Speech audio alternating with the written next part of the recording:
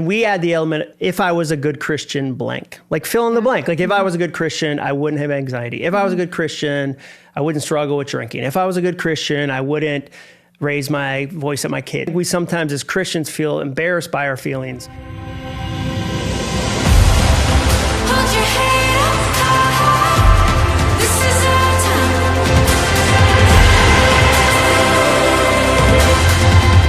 Hi, welcome to the Women of Joy Show. You may know Women of Joy from our gatherings across the country, spaces where women come together to worship, learn, and connect. This podcast provides a forum for more connection, more truth, and a deeper relationship with God. We've created this little space of the internet to stay connected with you between conferences, meet new friends, and to grow in our faith. I'm your host, Megan Waldrop-Swindling, and I'm so excited and honored that you're here. This season, we're diving into what it means to live a radiant life and how to move past the shame that's been holding you back. Today's episode, I've invited a man. I know, I promise it's okay. He and his wife are great friends of ours. He is a New York Times bestselling author, he's sold over 1 million books, and he's a sought-after national speaker. Jon Acuff is also dad to his 2 girls, wife to Jenny, and the son of a retired New England pastor. I assure you that you may want to take notes or listen twice to the episode today. It's full of practical ways to apply scripture and to move past your shame. Enjoy this conversation with my friend, Jon Acuff. Jon, welcome to the Women of Joy show. I'm excited to be here.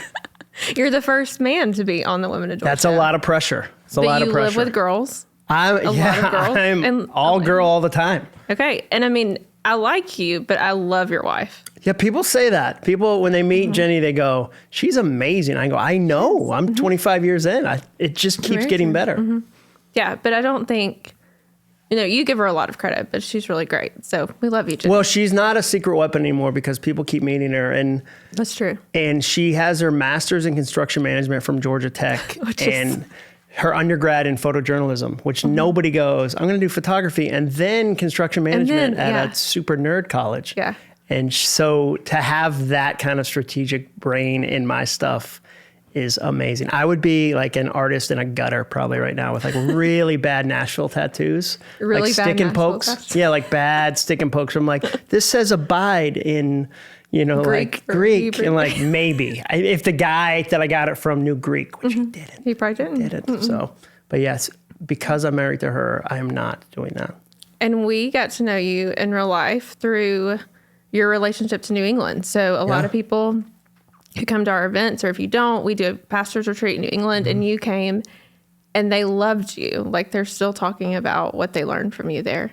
Yeah, for me, you guys almost felt like it was created in a lab just for me. Because I met your dad and he told me his heart for New England. And I was like, well, that's where I grew up. My dad planted a church in the 80s in New England. And as you know, it's super lonely. It's super challenging. It's not an easy place to plant. And so when he said, yeah, we have this ministry where we really lavish on pastors that are up there and their wives and their families. And he said, would you come up and encourage them? I couldn't get there fast enough because I know exactly what they're going through having grown up in that area. Yeah, I lived it. And then to see how much you guys love those people. And then I did an event. I've done 2 events with you guys, and both of them, you meet the best people. So the people that are connected to the organization are amazing. And then the people that you're serving in New England were amazing. And so anytime, I always say like, the answer to TC and Megan is always yes. So when you guys are like, hey, like, come do this thing, I'm like, I'll do the thing. But you cost me a lot of money. How did I cost you money? Legos. Yeah, I'm sorry your husband has a stress-free hobby that's not bourbon. In a way, I'll accept your thank you. You said, thank you for giving my husband a hobby that's not golf. He had the hobby, and then you made it worse. Well, I think it's fantastic. I think cool adults do it. You don't have to have not dated in high school to like Legos now. That's true. I think so. Yeah, that's so funny. They just keep getting bigger and bigger. Yeah. He'll text me like, hey, did you see this new set? Of course I'm like, he does. Yeah, exactly. And it's weird. You're not on that text. So I'm not, because it's a lot of money. Direct to me. It really was a special time to see the pastors. They listen to your podcast, they text us. And so that's why I'm so excited for you to talk to our women, because this season we're talking about being radiant, but in that, from Psalm 34:5, like dealing with our shame and how we can't be radiant until we deal with our shame. And you wrote a book called Soundtracks that really hits that head on, and it's extremely personal for you. So will you explain what a soundtrack is to us? Sure, yeah. The way I write books is I find a problem I have, and then I try to go see if I can solve it, and then I see if other people have the same problem. And the books that work, the answer is yes to both those questions. So I'm an overthinker. We used to always just say I run hot, which was a really nice way to say super anxious. Yeah. And so I had a lot of personal anxiety, personal shame, overthinking, lots of thoughts, like a very busy brain. And I've never met somebody who struggles with overthinking compliments. It's never somebody goes, yeah, my real issue is that I'm just so encouraging to myself. Like I'm too nice. Like I got to deal with that. It's always negative. And so I had that in my own life and decided I'm going to go explore this topic. I'm going to go see, can I figure out a simple solution that I can use and then hopefully a lot of other people can use? And that's what Soundtracks is. A soundtrack is just my phrase for repetitive thought, a thought you're listening to again and again and again. And the challenging thing is often they're inherited. So often somebody in power or a position of authority told you who you were at a young age and you believe them, and they're often negative. And so the book, the concept's so simple. It teaches you three things: how to retire your broken soundtracks, how to replace them with new ones, and then how to repeat those new ones so often they feel as automatic as the old ones. And so you can tell I'm the son of a Southern Baptist pastor with that alliteration. I mean, retire, replace, repeat. But it's been my best-selling book because it's a topic everybody deals with if they're honest. Everyone, if they're honest. Yeah. And that's the key. And that's something we've been diving into this season is at what point are we honest with ourselves and the thoughts that we have? And then within that, though, what relationship do you think overthinking has to how we develop our identity of ourselves? Well, it's the running theme to your life. It's everything. So the fun thing about dealing with mindset, and especially in the context of shame, is that it's one of the few skills that touches every part of your life. If I teach you how to really handle your inbox and get good at email, that only helps you when you're in your inbox. If I teach you how to walk around the neighborhood in a weighted vest, like that helps you when you're doing that activity, but you're always thinking. So in the context of your marriage, there's soundtracks. How you raise your kids, there's soundtracks. How you go about your job, there's soundtracks. So it shapes everything you do. And the longer you listen to certain thoughts, the more they become part of your personal playlist, the faster they rise to the surface. So that's the reason for me why God talks about how we think so much. He talks about thinking more than we do. He's over and over saying, renew your mind, take every thought captive. And so for me, I think it's really hard to live a full life if you're starting with thoughts that are against you. So the core premise of the book is, instead of turn off your thoughts, like the world teaches this, they go, just stop it, turn your thoughts off.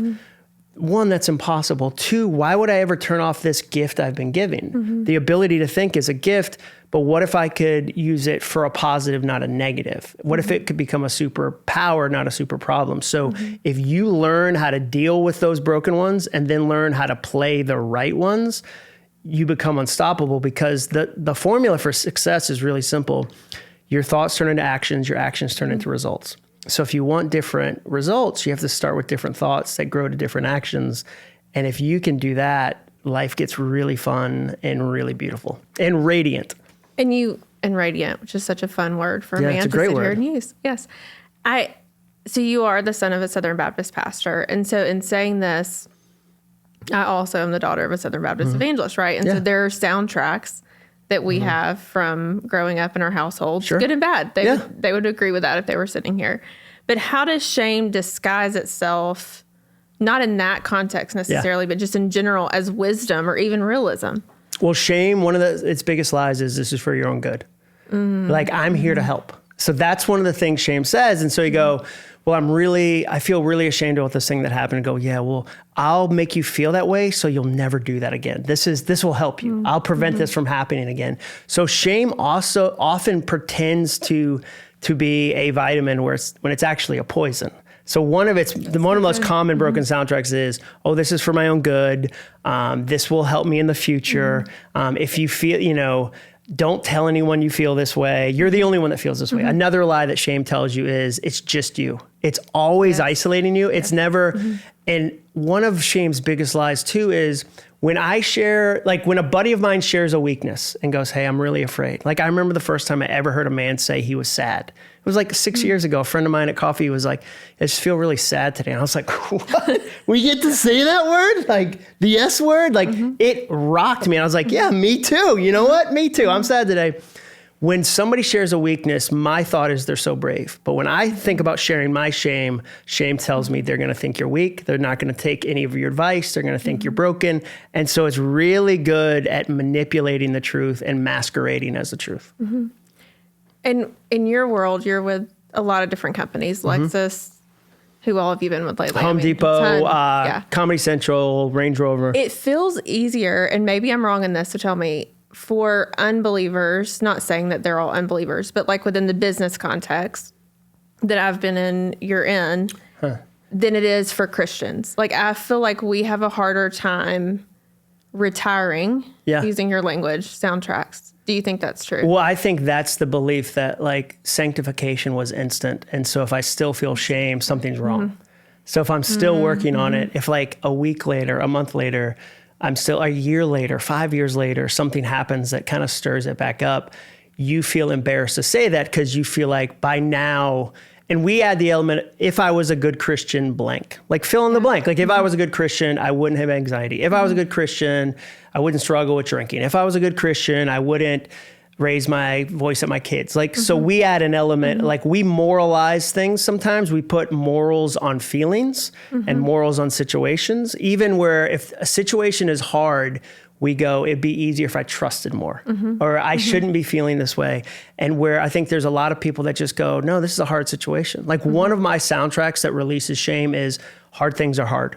Hard things are hard. Because especially a lot of moms will tell me, I'm having a really hard time with this. And then they'll add an extra feeling of because I'm not adequate, because I'm not enough. And I'll go, no, you're having a hard time because it's hard. Like it's hard to raise kids. Hard. It's hard to do business. It's hard. Like hard things are hard. And it's not an excuse. It's just a kind of like a mirror up to them going like, no, it feels that way. That's the appropriate feeling. Because I think we sometimes as Christians feel embarrassed by our feelings, even though if you read any of the Bible, you're like, you won't out emotion David. Right. Like there's no world where God goes, I mean, I'm used to emotions, but that was even beyond David. Like, and you won't mess up anyone who's in the Bible. Like God bless the Israelites. Like Moses disappears longer than they want. They throw all the gold in the fire.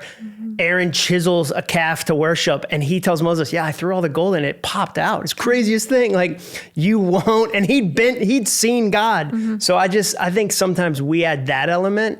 And then the other thing is Christian leaders aren't able to share it at all because now you're in a leadership position. And so there's this extra element of like, if I share it, they won't trust my leadership. And so, I think we add a lot of hoops to jump through as believers. So what made you feel safe enough to share it? I felt like I didn't have a choice. Like life wasn't enjoyable. Like eventually it's heavy. Like, and I got around brave people that were like, this thing is broken. That's the key. So what I always say to leaders is part of leadership is going first. You give everyone else in the room the gift of going first, and they get to go second. So you go, here's the gift of going second. And they go, oh, I didn't know. And in rooms, I just got into rooms where it was like, oh, that leader went first and they were brave and like, oh, I can go second. And then it was like, oh, I can go first in other situations and allow somebody else to go second. And then if I write about it the right way, like the thing that's interesting to me, 70% of my audience is female. Like that's who reads my books, that's who follows me on Instagram. And this book they're able to give to a husband because the title is Soundtracks. If the title was Inner Voices, men wouldn't read it because men don't want to admit they have an inner voice. But because I named it Soundtracks, I can go into a 5,000 person construction event and it's like burly dudes with calluses on their hand and like they're men and they'll go along with this because of the name. And I always joke with my female readers like, you can't give your husband a book that he's not going to read. Like when you go like, hey, I went to church and there was a sermon about rage and there's a book. I'm going to put it on your nightstand. And like, so crazy he didn't read that. But this is one of those things where shame isn't gender specific. I think women are often braver to talk about it when they're in the right circle, but it's not gender specific. So the men that read it go, oh yeah, my dad told me this and I still believe it. My dad's been dead for 10 years. And that really left something on me that I'm trying to shake off. And then within that, you created a version. So you've raised 2 incredible girls, and they're now in college. Yeah, they're 20 and 22, which is crazy to me. And you created a book with them for teenagers specifically. Yeah, and we weren't planning on it. That's what was fun. I mean, God, I'm sure, had it in his plans, but it was the 7th book I'd written, Soundtracks, and it's the first time parents said, do you have a version for kids? Do you have a version for teenagers? And that had never happened before. And we started to notice that so many teens were struggling with how they think about themselves. And what I realized was there's executives that I work with that are in their late 40s. And they're self-sabotaging or they're pulling back from opportunities. And if you pull the thread long enough, you find that when they're 14, 15, 16, a teacher, a parent, a pastor, a coach said, you're not a natural leader. And they believed in the moment and then listened to that soundtrack for 30 or 40 years. And so what if we could just teach kids at the age they're picking up identity, at the age they're learning how to think, what if we could just teach them how to think? But if I wrote it myself, it would sound like an adult trying to be like 6, 7, like it would have been terrible. But fortunately, I did have 2 awesome teenage girls that were like, we'll help you with it. And they shaped it in a way that I never could have on my own. And the best accident was the audiobook. So they recorded the audiobook. It's their voices. I read the intro and then it's theirs. And parents came up to us and would say, I can't get my son who's 15 to read a bonus book. Like he's in a hoodie of solitude. Like I barely see his face. But we can listen to a chapter when I drop him off at soccer practice that's read by teenagers and he's willing to talk to me about it. So that's been really cool to see God use that. And you may have said this, and I could be wrong here, but I think TC, my husband, paid the girls to read it. Did you say that? Was that your idea? Okay. Yeah, so he said you should, there should be a $20 bill in the back of the book. So because like I love incentivizing kids because guess how adults work? We're incentivized. I get a paycheck. So that came out of, again, you mentioned my wife. One summer, she felt like the kids were really not reading classics anymore. So she, with their help, came up with a list of 15 classic books and we paid them to read them that summer. And it was amazing to be at the neighborhood pool and all these kids were on TikTok and my daughter was reading The Count of Monte Cristo, like at the pool. And it was because she was incentivized and invited into this. So yeah, we're a big believer in like, throw a 20 at a kid and see if you can move the needle. Well, and to a parent that says that's not a good idea, what's the alternative? Like but again, you got to check that week. Yeah. Like you don't volunteer at your job. And so like they have a job. It's called school. Like they're not getting paid for that. I don't pay my kids to go to 9th grade. Like that's their job. But if I say, hey, there's this thing outside of that, I think it would be really fun. If you did this and we could have a conversation, like I have no problem finding a fun incentive for that. No, and I write about goals. Like that's what I write books about goals. And so that's just goal theory. No, it's so good. And now you turn to procrastination, which is interesting because in my own research about shame in the Bible study that we're doing this spring, part of what we saw in Isaiah was just the fact that Israelites didn't even want to leave exile because they were so comfortable. And then now playing over to how we live our life now, like so many times we freeze when we feel shame and we won't do anything.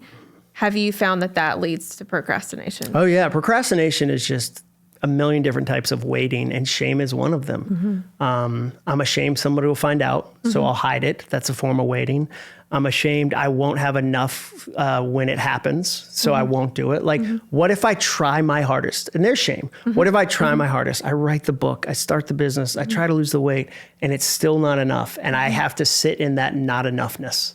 And I can't handle it. Like what if, and so we'll pull back from moments like that because we're afraid to find out that maybe it is going to be harder than I thought, or maybe it is going to take longer than I thought. So yeah, there's a lot of, I write about what I would call kind of like the dragons of mindset. So like pessimism, procrastination, overthinking, perfectionism, imposter syndrome. There's so many, because none of those are physical problems. Like they're not real things. They're all in the heart. They're all in the mind. And God writes about them a lot. And so I think they're a fun, interesting, and I struggle with a variety of those. So I'm like, all right, well, can I deal with perfectionism? What would that look like? Can I deal with procrastination? What would that look like? So what in that, like if there was a soundtrack that's tied, I'm sure you have soundtracks that are tied to both shame and procrastination. How would you retire that? Like, let's get really practical for women. I love where you said, talking about moms, like, I'm not good at this. And then we add like because of something that happened or because of the fake standard. Yeah. Because imposter syndrome is worse within the church, especially for women. It's like you can't show up and do the thing because so-and-so sings better than you or is holier than you. And that's all in your head, right? Yeah. They all have their things that they're dealing with too. So how can you practically retire a soundtrack? Well, I mean, the easiest way to find one, I would just give the audience a really simple activity to find one is write down a goal. So all you have to do is write down a goal that you care about. It can be, I want to lose 5 pounds. It can be, I want to sing in the choir. It can be, I want to write my own book. I want to start a small group study. Like I've always loved this type of book. Write down a goal and then listen to your first thoughts. Listen to your reaction to that goal because that reaction is an education. It's educating you about what you believe. And most of the time it's negative. Most of the time it's who are you to think you could lead? No one's going to follow you. You don't have enough wisdom. You don't have enough experience.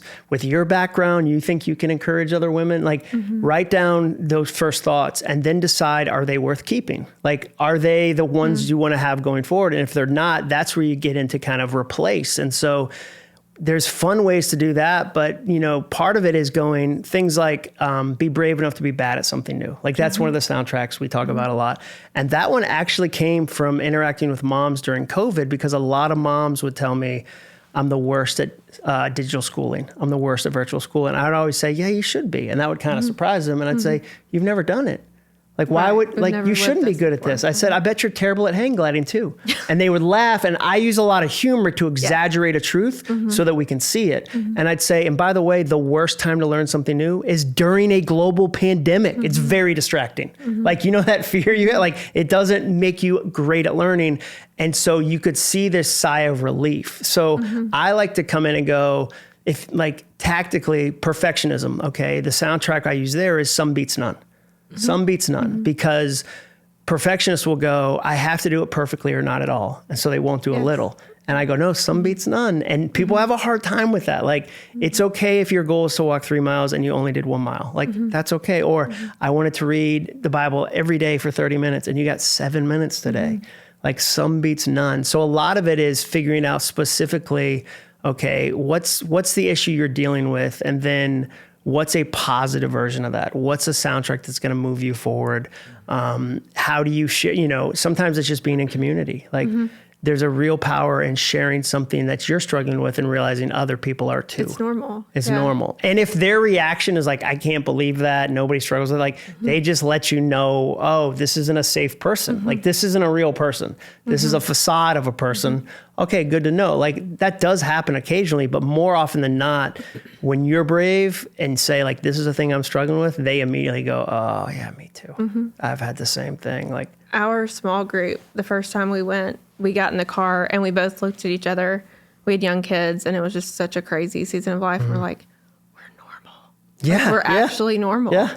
And yeah, there's a lot of freedom in being able to acknowledge that you are like the people that are around you, that you thought you weren't like from social media and from different avenues that we have, even with just platforms that people have and not thinking that they're real. Well, the thing I sometimes say, like another soundtrack is never compare your beginning to somebody else's middle. And the problem with moms, like let's help moms. They have access to more other moms than they've ever had in the history of mankind. Like my mom, Libby Acuff in Hudson, Massachusetts, pastor's wife, could compare herself to 5 other moms on our block, but that was it. She couldn't see a mom in Spokane, Washington or a mom in Dallas, Texas. But now every mom listening to this or watching this can instantly see everybody. And we know, like we intellectually know it's fake, but our heart doesn't. Like we intellectually are like, like one of my soundtracks is the head runs, the heart walks. So there's things the head runs to intellectually and gets, and then the heart is walking. And so often we go, I know this is fake, but it doesn't matter. We see the thing and go, oh, that they've got it all together. And so I think you have to give yourself credit as a mom that's the first time in history. Like, no, 100 years ago, 50 years ago, your parents, your dad couldn't be like, man, I've just been seeing all these other evangelists do it so much better. Like, he didn't have access to them. He's like, I'm in Huntsville. I'm doing Huntsville things. Like, I'm doing my best. Like, he couldn't rank himself. And I think you can rank yourself really easily right now. And you very rarely come out on top of that experiment. If ever. Yeah. If ever. No one, I can't imagine, I can't remember last time I talked to somebody like, man, I feel so good after doom scrolling. Like every time I do it, I just feel like renewed and refreshed. It's like, I do feel radiant. Like no one has ever, speaking of the word radiant, no one has ever once looked at Instagram for an hour and then been like, radiant. Even people who we both know that have a ton of likes and have so many comments and they're like, it wasn't enough. And you're like, no, what? It's never, I'm here to tell you, enough. I've sold 1 million books and it did not fix me. I was hoping like, hey, once you get to 1 million, you're like, there, I did it. Like, it's not, of course not like that, you know, but it hit me today. God was kind of pressing on me on this idea that I haven't written about yet, but like true peace, true freedom is when you're not codependent with your circumstances. Like, I don't need the circumstances to be a certain way for me to feel that way. Like that surpasses understanding. But like, cause I even as a parent, I've had to kind of wrestle with this. Like, if I need my daughters to be happy for me to be happy, I'm codependent. And I want the best for them. I do. But if I need them to be happy or I don't get to be happy, boy, I'm codependent. That's the definition. And the thing that's challenging as parents, and if you're honest, parents talk about this, the older they get, the less control you have. And the more you have to trust God that he loves them more than you love them. And that's hard. Like I thought when they turned 18, like, some degree of parenting had changed. Like I'd be like, oh, now I don't have to worry as much. And I asked a friend in his 60s, because I think you should always know somebody 10 years ahead and 10 years behind. And I said, it feels harder. And he was like, that's because the stakes have changed and you have less control. Like when you have a 6-year-old, you can kind of jam them together with another kid in the neighborhood and be like, oh my gosh, we're both at the park together. This is Bradley. And you try to control their friend group. But you can't when they're older. And then he said, when they get cut from the volleyball team in 8th grade, it's sad. When they get a divorce at 28, it's tragic. And so like the stakes are higher and you have less control. And if you're not completely giving them up to God constantly, that's a recipe for disaster. It's true. And there's a whole group of women. We were just on the Women of Joy cruise, which is fun and wild and all the things. But in that, we get to spend a lot more time with people. Like at a weekend event, we're not with them as much, but on a cruise, we have time. And I spoke and I talked about shame. In that, though, I talked about empty nesting and how you just brought that up, and it made me think, like, I had more women. I was getting coffee and I turned around and there's a woman crying, sharing her story. Like women that don't know who they are because they never knew who they were, right? Their identity was wrapped up, all of their soundtracks. But I love what you're saying. Like, start with even who am I? Like with goal. I mean, you talk about goals, all the things. And God loves answering that question. He does. It's one of his favorite questions to answer. And so you go like, well, who am I? And like in that specific situation, the soundtrack I give people is new seasons deserve new scorecards. So you're in a new season, you need a new scorecard. And so like the reverse of that, I'll have people go, yeah, I'm just not hitting my goals. I'm not like, I'm a real estate agent and I'm not hitting my goals. I'll go, has anything changed lately? And they go, no, not really. And I'll keep asking. They'll go, well, I mean, I am taking care of my dad who has early onset dementia. He moved in with us. So other than that, nothing's changed. I'll go, that's a huge change. New seasons deserve new scorecards. If you have twin 1-year-olds, that's a new season. And so I think we never talk about this enough, in my opinion. Comparison, we always say, is Instagram, but I think one of the worst types of comparison is comparing yourself to who you think you used to be. It was so much easier to lose the weight 5 years ago. And you have this imaginary version of who you used to be. Or before we had kids, we had this amazing marriage, and now it's complicated. And so I think you have to be really careful to go, no, I'm in a new season, and I give myself a new scorecard. We just moved to a new town. I went through empty nest, and like me and my husband or me and my wife are going to have to figure out how to do life differently. Like Jenny and I are in that season. Like we weren't experts right away. I'll never forget the first mistake we made is one day we did all our chores too fast on a Saturday. Like we went to Trader Joe's and Costco and the grocery store, and we were home at like 9:15 a.m. We're like, so I guess we just stare at each other in the face for like the next 16 hours. And so then it was a Monday, a holiday weekend, and I was like, don't you have like some returns to do at Walmart? She's like, yeah. And I was like, let's go do those. Or standing in line at the Walmart return. She goes, I want you to know I see what you're doing. You're bored. You're restless. So you're taking things that I was going to do tomorrow. That's funny. And this is not about genuine connection. You're bored and you're using my activity to fill that. So you have to entertain me tomorrow. And I was like, you know Good what? for You're her. right. So we left. We walked out. We didn't even return the thing because she was right. There's no world where I'm like, man, you know what'd be cool? You want to go return some stuff at Walmart? Like, nobody likes doing that. And Jenny will tell me the truth. Like, and she called me out on that and she was right. But that was us figuring out like, okay, we used to have a really full Saturday. What do we do with that time? Like, we used to have, like a time where the kids came home every night. What do we do with that time? How do we refigure that out? And so I completely get the pressure of that because I'm in the middle of that one. So much pressure. But really what you're saying, a new scorecard is grace for yourself. Oh my in that gosh, season. yeah. Yeah, I think God gives us way more grace than we give ourselves. I always say, on the cross, he said, it is finished, not it is started. Like they're a very big distinction. Like he wasn't Very like, big it's your turn. Like the cross wasn't a baton that Jesus is like, okay, now you have to do the rest of this. And so I think, if we could like us, like God likes us, like, and that's something I've worked on. I mean, like I'm still working on that. Like I saw a guy at Costco. I go other places, but also Costco. But you're at Costco. Yeah, I'm at Costco. You have a sweatshirt. I mix it up. I have a couple sweatshirts. I got a lot of dad wear. But he had a shirt on that said, God's in a good mood. And that like stopped me in my tracks. And I was like, oh, like that's a really fun thing to wrestle with and think about. Like, is my belief of God in a good mood? Or is it like he's just waiting to catch me? Like what broken soundtracks have I brought into my faith? So yeah, that kind of stuff. And again, like I think if you're open to learning, you'll see it, like that's the whole praying without ceasing, like being open to that where God goes, hey, this guy's going to wear a t-shirt. I'd love you to wrestle with this. And you're like, I wasn't planning to wrestle at Costco, but here we are. It's a new day. Yeah. So within that, if you have soundtracks, I'm thinking about what you said about God and even writing down, like, what are your soundtracks? Like, what do you think of God? And then are those correct? How do they align with your theology? How do they align with scripture more than your theology? Yeah. But even that's a good starting place. Well, and asking him, like prayerfully asking him, like, hey, like I love, like I had a situation that was taking forever, years and years and years and years. And it was this broken situation. I kept trying to fix it myself and it just would not resolve. And I wanted to fix it, this one last ditch effort. And God was like, no, I don't want you to try that.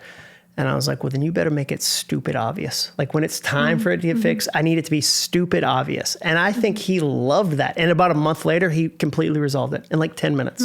And it's been something I prayed for years, but like he'll do that where he'll resolve something in a matter of minutes.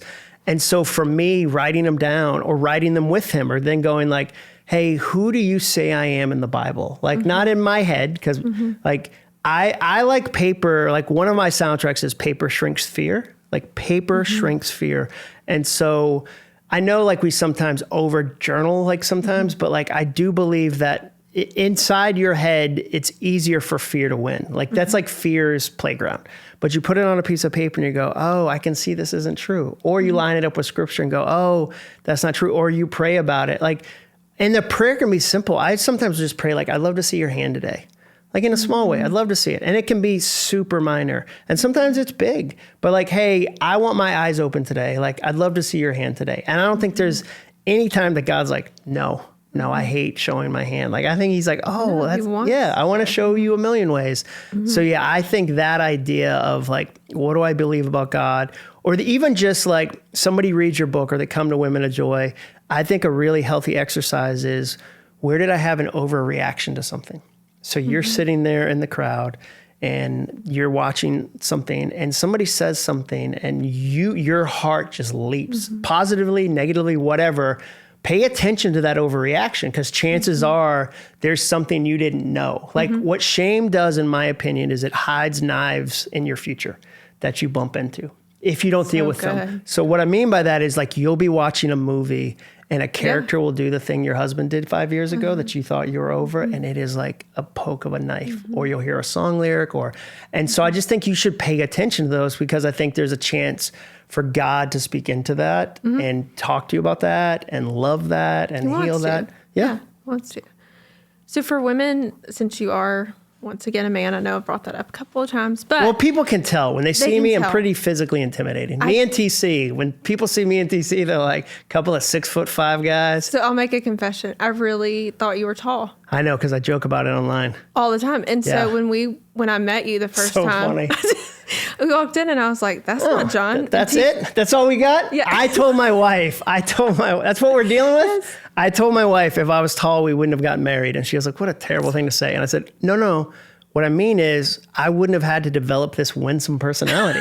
I could have coasted on my height. Like all these tallies out here that don't have to work hard and be funny. Like because I'm this height, I had to work extra hard to really get ahead. And so, yeah, I've redeemed that. You talk about shame. I've redeemed my height. I never once thought like, oh, he's not tall. Yeah, I see? believed you wholeheartedly. Big personality. Yes. Yeah, but people do. What's funny is I did a video series once, and I made a couple tall jokes, and they showed it to a focus group, and the feedback was he's so cocky about his height because they didn't know I was joking. Yeah. And they were like, "Man, this guy's so arrogant." I might have thought that. Yeah, Might have arrogant. thought that. Yeah. But for women who have a husband, I love where you said slip it on the nightstand and Yeah. they'll read it. Yeah. How do we help our husbands shift their soundtracks? Yeah, so I think one of the things is part of marriage is you're a mirror, and you can't be behind the mirror. You have to be beside it. And by beside it, I mean it's you saying, "Yeah, I struggle with this too. What do you think of this?" And so sometimes it's reflecting back on them. So when they say something like, "I'll never get anything right," going, "Wait a second, no, that's not true. Like you get stuff right all the time." Part of being in a marriage is you're an archivist for their best moments. So like you're archiving the things that worked. And like that happens in friendships too, where they'll go, "This is the hardest thing I've ever done." And you go, "Wait a second. No, remember that hard thing from 2 years ago?" And that's part of like you're collecting the rocks like the Israelites. Like we're going to forget the moments where God showed up. So I think in a marriage, pointing out things like that, we're like, "Hey, when you said that, I don't think you meant that." Or when you say that, I think you're better than that. Like, because every spouse has a moment where they're like, "I wish my spouse could see themselves the way I see them." Like in a good, healthy marriage, you're going, "Oh, if they had any idea." And so part of, I think, your role is to listen to those broken soundtracks and not call them out like that's bad, that's broken, that doesn't help, but to say, "Hey, I think you talk negatively about yourself. And me and the kids, like, we don't feel that way about you. Like, we don't, like, that's not how we see you. And your friends don't see you that way." Like, it feels like, I wonder where that came from. That's a really easy question too. Like, I wonder where that came from. Or sometimes what happens is you go to a family event, like you go to Thanksgiving and you're driving home and there's this chance to go, "Hey, there's some broken soundtracks that feel like family origin kind of stuff. Like, oh, the way you guys think about money, our family doesn't think about that." Like that's the challenge of marriage is you combine two different cultures and you thought everybody thought this and they thought everybody thought this. And then you realize that you're it's like, just not "No, that." that's not that." And you have to redesign your own culture as a unit of two. And that can be a really fun adventure, but it can also be stressful. That's so good because I've been researching and looking at women setting the emotional tone for the home and how we fight that. But it's actually a gift that God gives us to do that. Yeah. And so, in you saying that, we also have permission to help shift the tone by helping our husbands. Like Jenny will say her version of that. She'll sometimes be like, "I'm not going to buy a ticket for that train." So like if I have a really big fear, I'm like, "This is going to be terrible." I'm like, "Ah," and she's like, "Yeah, I'm not going to go on that ride." Like when we were young, she didn't know, "Oh no, I get to set the tone." So Right, yeah. I come downstairs and I'm panicked about something and I'm the more artistic kind of dramatic person in the marriage. And she'll be like, "No, I'm not, I can see where you want me to go with you right now. Like we're not going there." And I'll be like, "So you don't want to just get on the drama train and maybe like blow it up and drive it off a cliff? You want me to just do the 2 or 3 easy things that would fix this whole situation?" And I'm like, okay. But how many couples just pile the drama on? Oh each yeah, other? no, that I think when you're in a marriage where the spouse throws fuel, not water, it's really dangerous. And you and I have had front row seats to that because you've interacted with a lot of people that are stage people, that are, special people, accomplished people. And well, I always think about like, if somebody does something offensive to the person who's successful and their spouse goes, I can't believe they did that to you. You're going to let them get away with it? Like, then it just becomes this spiral versus the spouse goes, you're going to be all right. It'll be all right. They probably didn't mean that. You know what? They didn't mean to put you in a bad hotel. It's not a big deal. You know, like, not like, just let it be. Yeah. Yeah. Just let it be. Like, hey, like, it's amazing we get to do this. Today, your career was to encourage 7,000 women in Gatlinburg. That is a miracle. That's amazing. Let's sit in that and be grateful for that. Not like instead of amping the other way. So yeah, I think that's one of the greatest things is when you as a spouse are able to help with the tone that way.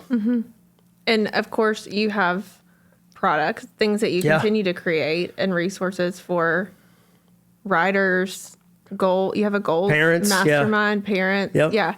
But one of the things that we love in our house. So how did you come up with the idea for the soundtrack stuff? They were accidental, like a lot of the stuff that we've come up with, where I used to carry positive notes in my own pocket. So like Bible verses, things I wanted to remember. And we did it so often that eventually the team was like, hey, I think other people might like that too. Because the thing that shocks people about me is I'm a negative person by nature. Like, I'm very cynical by nature. I'm very pessimistic. I just learned years ago that the ROI of positivity is better than the ROI of negativity. When I'm positive, I feel better. I have a better marriage. I'm a better dad. I make more money. I have more friends. And so I just practice positivity. So this, for me, is one of the tools I use to practice positivity, where I need reminders, where it's like, oh yeah, this is the, like, even in meetings, like if I have a stressful meeting before, I'll write myself down a reminder. And sometimes I'll be like, Matt wants the same thing I want. He wants this project to go really well. Because I'm going in, Matt's my competitor, Matt's against me, and I need to go, whoa, whoa, whoa, whoa. I think that's a broken soundtrack. So that's where those came from, is just me carrying those. And it's the best stuff for me, all ties back to the Bible. Like, I'm a believer. So like, write the words on your heart to like practice them, say them again and again. So like, I don't think it would be hilarious if I was like, I just decided it's good to remember the written word. I came up with that, Megan, actually. Yeah, I came up with that. Thank you for noticing. Of course. Yeah.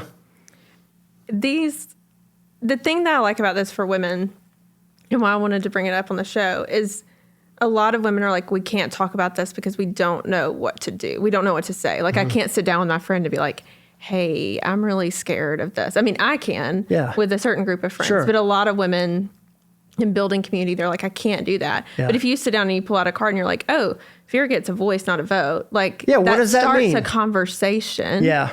And that is what you're wanting people to do. And there's a question on the back. And so we did the original deck, and then parents started again say like, hey, we need some with kids. Like, how do I start a conversation with my kid about this? So then we're like, we'll do a parents with kids, parents with teens. And so we did all these other decks. But yeah, it gives you words to talk. Like, it's easier to talk about a thing than it is yourself initially. Yeah, it's hard. Like, it's next level. It's intimate. But if you have a thing where it says fear gets a voice, not a vote, what do you think that, like, when you hear that, what do you feel? And then you get to say, because I feel like I've been giving fear a lot of votes. Like, lately I've been noticing I'm pulling back from situations out of fear, and I think it's got too many votes. Like, so I don't know what to do with that. Like, when you get afraid, what do you do? Like, and all of a sudden you're having this, and I'm a big believer in like, make it as easy as possible, especially initially. So like, if two men were like, how do I do this? I'd be like, go on a walk. It's easier to talk next to somebody than it is at somebody. And that counts. Shame comes in and goes, well, that doesn't really count. Even in marriage, though, like what you're saying, because women will be like, we need to sit down and have this conversation. And the man is like, no, Emerson Eggerichs would be like, no, go for a walk right now. 100%. Where it's like, I don't want this to have any pressure, but I put it on our calendar and I've got soft lights and I've got a list of my grievances. And this is like, there's so many things where I'm like, you're setting each other up for failure. So like, what does the easiest version look like? But again, shame will say it doesn't count unless. So like, even I've seen small groups where people drive away from going, well, we didn't tell them everything. And shame's like, well, it doesn't count unless they know all the junk. And it's like, sometimes you're like, yeah, that was 15 years ago. It's no longer our story. Like, there's mistakes Jenny and I made in our early 20s marriage that now that I'm in my 50s, like when I'm in a small group, a new one, I don't go,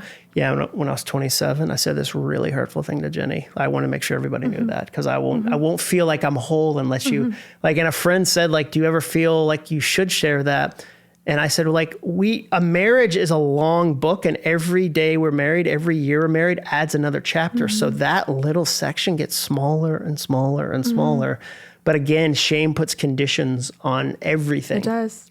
I asked myself, the first Bible study that I wrote for Women of Joy, I put a question in there, and I asked myself this with any small group, because my small group is like the staff wives, and I'm not one of the staff wives, but I love getting to build a safe place for them to have community for our church. And I'm like, what is the thing that I'm most afraid that they'll find out about me? Oh, yeah. And from there, that's the starting point, right? For me, of like, where am I feeling shame?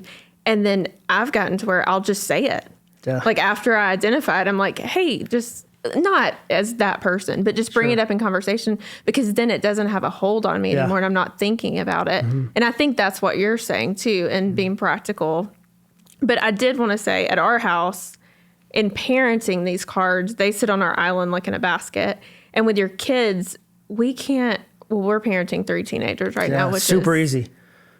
It is a lot. But it's easier to read one of these to them and have a conversation than it is to say, well, when I was in high school and my girl drama, like that does not work. One of the worst things you can say to a kid that's like teenagers is, this won't matter later. Like if they have a friend situation, because that's true, but it's not helpful because their whole world is right now.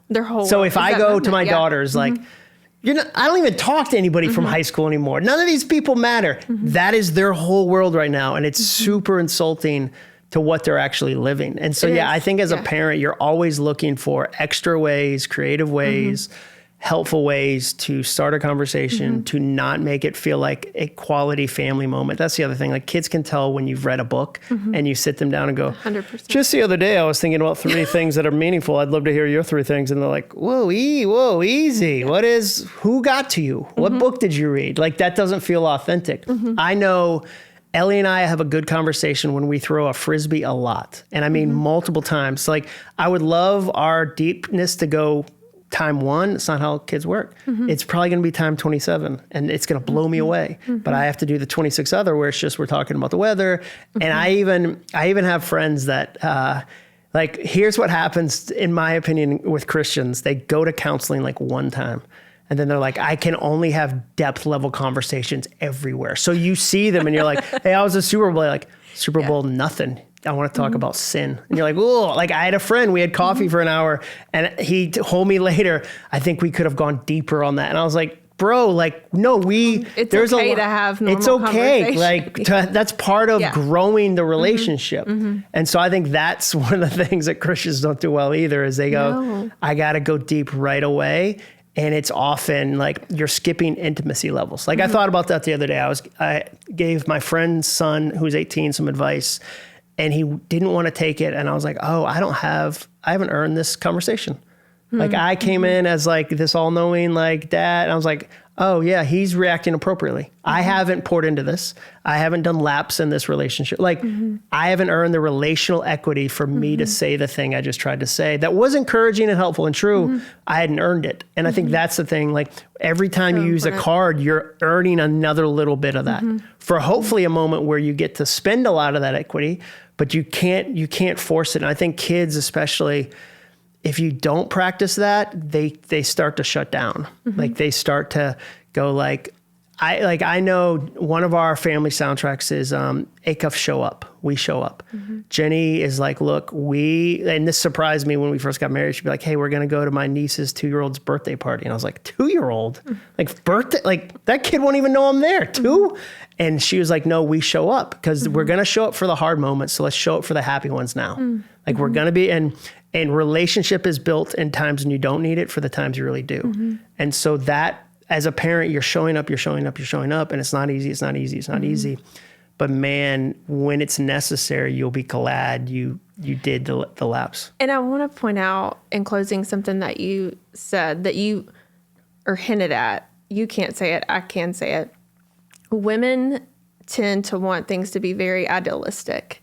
Like, we want the conversation with our husband. We want to plan the dinner and then sit down and be like, okay, let's have this really serious conversation. And that's just not how life works. That's a very broken soundtrack. And even in that one, I would say give yourself grace, because what a beautiful imagination you have. Yeah, Like what that's a a, good like word. I would hold that and like, I would go, God, thank you for making me creative. And I want to release that. I don't like where that creativity, where that imagination goes wrong is when it becomes an idol. Yes. And you go, okay, this has to, and it becomes pressure. And so, but I always go like, thank goodness. Like, I love that you have that and you care about that. And man, there's going to be moments that your kids remember because you were the one that said, no, we're going to a national park. Yeah. Like, even if it's not perfect, even if it's a mess, even if it rains, like I want my kids, because that's what's fun about parenting is you can, you only have to do it like 4 or 5 times for it to form a core memory. You go camping 4 times, they grow up and they're in college, you go, oh yeah, we are a camping family, camped all the time. And like, you are getting to kind of figure out like, what's the story of our family going to be? And if you look at it that way, it hopefully takes some of the pressure off. And then I think you've got to be able to laugh at it. Like the times when it goes like you have to be like, remember that time that we thought it would be this, or like we tried it all and none of it worked. Like it all like, and the older I get and the longer I'm married, the more we laugh. And I think that's, and you have personal jokes. Like that's what I think is really fun about marriage is when you finish each other's sentences because you've said the same sentence and you've been in the same situation. So yeah, I think that's what's fun about marriage. And ultimately, it's about not overthinking it. No. Here's something I learned from a guy named Al Andrews, and he said he would often have to apologize to his wife when he'd come home. So say they had an argument in the morning, and he'd come home that night. He would say, "I'm sorry, I lied for you all day. I said things you hadn't said." And so they have the moment, and he's overthinking it. And so like one of my lessons as a man is I try to not add to Jenny's sentences because there's times when I'll add, "you idiot." So she'll go, "Hey, did you remember a raincoat?" And I'll add, "You idiot who never remembers a raincoat." And like, I react like, "Yeah, I'm good. I'm the king of raincoats. I have 1 million." Like I overreact. She's like, "What just happened?" Like she was genuinely trying to keep me dry. Like she wasn't like, "I'll show him." And like, dude, there's questions like that where, and then I have to come back around and be like, "Hey, I might have added a couple sentences and you didn't say those sentences and that was unfair." And like, but dude, I do that like sometimes and it's so obvious when I'm doing it too, because I get so dumb mad about something that doesn't matter that Jenny didn't say. Yeah. But we're human. Yeah. So yeah, it's like, I always say like, Jesus is taking his time on the sanctification. I'm ready. Let's speed it right there. But he is doing it over a period of years, it turns out, and decades. So yeah, there's definitely some things I'm like, yeah, we've dialed that in. There's some other things that I'm like, oh, okay, interesting. That's still a thing. Got to work on that one. Oh, that's so good. This is so helpful. Thank you for taking time today. So final question. Yeah. That we're asking. I all will of our speak at guests. Women of Joy. Was that the question? What is something that's bringing you unexpected joy right now? Oh. And it can't be Costco. Yeah. I started this morning workout. I started going to it called F3. And I had no idea how much male community I was missing. And I'm in a small group. Like I'm in, like I do all the things, but a neighbor invited me and it meets at 5:30 in the morning outside, rain or shine. And it's a 45-minute workout and it's free and it's peer led and you get a nickname the first day you're there. You get a nickname. I don't even know most of these guys' names. My nickname, I'll tell you my nickname. Because you tell a story about yourself and they give you a nickname and it's usually silly. And so like my nickname, I told them that I did a book signing line with John Maxwell a couple years ago. And he had like 500 people in his line. I had 0 in mine. And so they said, your nickname is Minwell, as like minimum, like Minwell instead of Maxwell. And so then like people call me like Emmanuel, like it gets, but I absolutely love it. And I've learned so much about myself and it's super encouraging me, pushed athletically by other guys. A lot of them are believers.